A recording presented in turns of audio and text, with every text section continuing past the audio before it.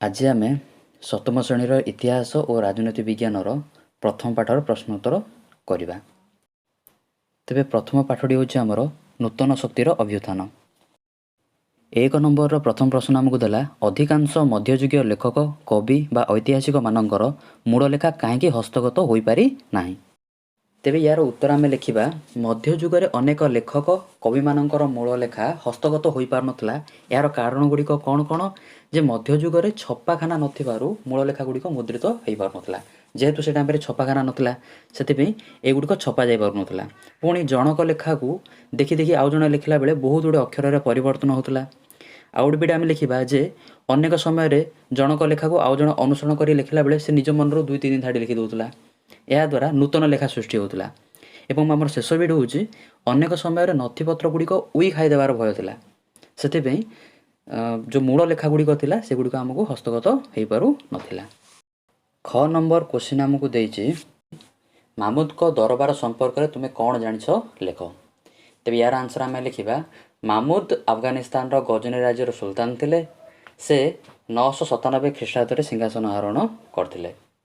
से निज दरबार में बहुत गुड़िए ज्ञानी और गुणी मानू स्थान देते। महमूद को दरबार को पारसिक कवि मैंने मंडन करते। राजदरबार में बहुत गुड़िए पारसिक कवि मैंने थे। से जड़े शाहनामा नामक एक ग्रंथ रचना करते। आलबेरुणी नामक एक व्यक्ति को महमूद भारत को पठाई। से भारत में रहीकि तहरीक इ हिंद नामक एक पुस्तक रचना करते। ग नंबर क्वेश्चन हूँ मोहम्मद घोरी भारत आक्रमण संपर्क में लेख। तो प्रथम विडियो में लिखा द्वादश शताब्दीर शेष भाग को मोहम्मद घोरी भारत आक्रमण करते। भारत आक्रमण कर मेन कारण था जे भारत धनरत्न। सेकेंड विड लिखा आम 1175 मसीह से मुल्तान अधिकार कर भारत आक्रमण करने पथ प्रस्तुत कले। तापर से प्रथम सिंधु प्रदेश और पंजाब अधिकार कर दिल्ली आड़ को अग्रसर हेले। सेतेबेले पृथ्वीराज चौहान दिल्ली में शासन करते। 1191 ख्रीष्टाब्द प्रथम तिरोरी युद्ध में पृथ्वीराज चौहान मोहम्मद घोरी को परास्त करते। पुणी मोहम्मद घोरी 1192 ख्रीष्टाब्द भारत आक्रमण कले। से द्वितीय तिरोरी युद्ध में पृथ्वीराज चौहान को परास्त कले जहाँफल से दिल्ली अधिकार करते। तापर घ नंबर क्वेश्चन हूँ चोल मानकर राज्य शासन विषय संक्षेप आलोचना कर। प्रथम राजराज धर्म क्षेत्र में सहनशीलता नीति अवलंबन करते। से तांजोर और नेगापट्टनम ठारे अनेक मंदिर निर्माण करते। राजेंद्र चोल पल्लव गंग और पाल मान परास्त कर एक विशाल साम्राज्य गठन करते। से जड़े जनमंगलकारी राजा थे। कृषि केमिति उन्नति हम से नदीबंध केनाल हरद एसबू खनन करते। राजा थे से समय शासनर मुख्य शासन कार्य राजा को साहाय्य करने गोटे मंत्रिमंडल से टाइम था। तेबे कृषक मानू नहीं गोटे गाँ जो तैयारी होता से गाँ को ऊर बोली कहुला। पुणी बहुत गुड़े ऊर को लेकिन गोटे नाड़ू गठित होता। एवं बेलाल जातिर कृषक यह शासन को नियंत्रण करते। तेबे ब्राह्मण मानू राजा से टाइम जमीदान करते। से बास करुवा ग्राम को से टाइम कौन कहला ब्रह्मदेय। से बगीचा पोखरी जलसेचन मंदिर आदिर तदारख कार्य करते। तापर क्वेश्चन अच्छे आमर यादव वंशर राजा मानकर कृतित्व विषय लेख। तेबे फास्ट वीडियो आम लिखा यादव माने देवगिरी रे राजधानी स्थापन करते। भिलिमा ए वंशर जड़े प्रसिद्ध राजा थे। सेकेंड वीडियो लिखा तांको जैत्रपाल ए वंशर राजा हेले। से बहु गुड़िए राज्य जय कर निज साम्राज्य को विस्तार करते। रामचंद्र देव यही वंशर अन्य जड़े शक्तिशाली राजा थे। तांको समय अलाउद्दीन खिलजी देवगिरी आक्रमण करते और बहुत गुड़िए धनरत्न लुंठन कर तांको शंकर देव और हरपाल देव शासन करते। चतुर्दश शताब्दीर यादव वंशर पतन होता। 6 नंबर प्रश्न हूँ प्रथम जन्मजय कृतित्व संपर्क में आलोचना कर। प्रथम जन्मजय 882 ख्रीष्टाब्द सिंहासन आरोहण करते। तांको शासन काल में ओडिशार सांस्कृतिक और राजनैतिक क्षेत्र में एक नूतन अध्याय सृष्टि होता। से भंजवंशर राजा रणभंज देव को परास्त करते। से कालचोरी मानू परास्त करते। जन्मेजय निजको परमेश्वर परम भट्टारक एवं त्रिकलिंगाधिपति उपाधि भूषित करते। 6 नंबर क्वेश्चन हूँ सोमवंशी मानकर सांस्कृतिक कृतित्व मान लेख। तो फास्ट वीडियो आम लिखा ओडिशा रे सोमवंशी राजा माने दीर्घ 200 वर्ष धरी शासन करते। सोमवंशी माने खूब सुंदर शैली रे मंदिर गुड़िक तैयारी करते। ସେମାନଙ୍କ କୃତିତ୍ୱ ଗୁଡ଼ିକ ହେଲା ଭୁବନେଶ୍ୱରର ଲିଙ୍ଗରାଜ ମନ୍ଦିର, ମୁକ୍ତେଶ୍ୱର ମନ୍ଦିର, ରାଜାରାଣୀ ମନ୍ଦିର ଏବଂ ଚଣ୍ଡିଖୋଲର ଥିବା ମହାବିନାୟକ ମନ୍ଦିର।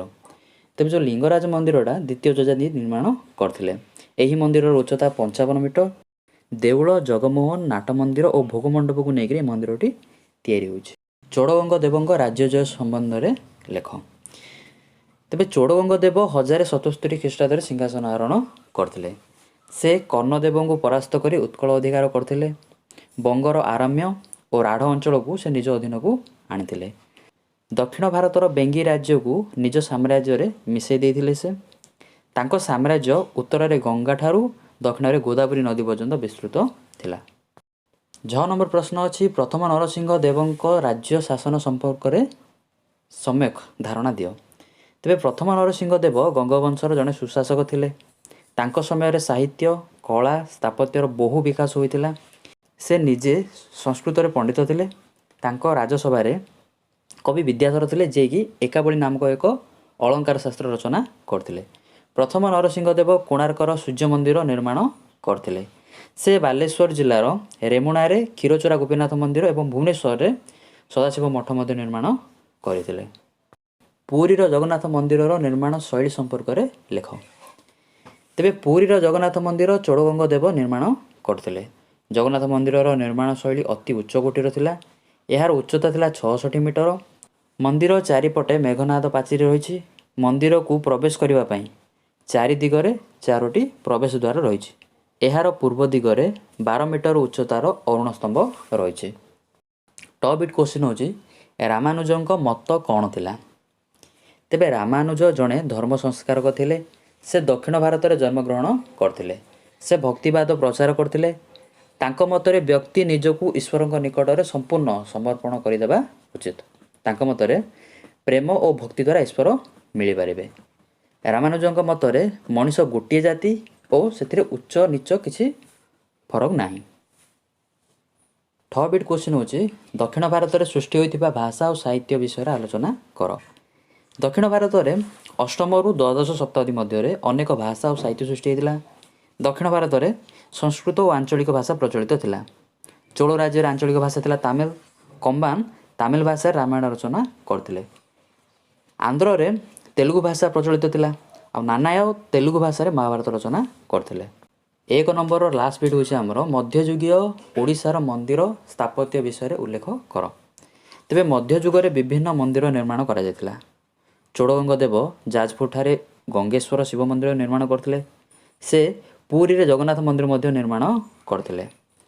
ଜଗନ୍ନାଥ ମନ୍ଦିର ଯଦି ଆମେ ଦେଖିବା, ଏହାର ବେଢ଼ାରେ କାଶୀ ବିଶ୍ୱନାଥ ମନ୍ଦିର, ନୃସିଂହ ମନ୍ଦିର, ବିମଳା ମନ୍ଦିର, ମହାଲକ୍ଷ୍ମୀ ମନ୍ଦିର, ନବଗ୍ରହ ମନ୍ଦିର ଇତ୍ୟାଦି ବିଭିନ୍ନ ମନ୍ଦିର ସବୁ ଭିତରେ ରହିଛି। ପ୍ରଥମ ନରସିଂହ ଦେବ କୋଣାର୍କର ସୂର୍ଯ୍ୟ ମନ୍ଦିର ନିର୍ମାଣ କରିଥିଲେ। ଏହା ଦେଖିବାକୁ ସୂର୍ଯ୍ୟଙ୍କ ରଥ ପରି।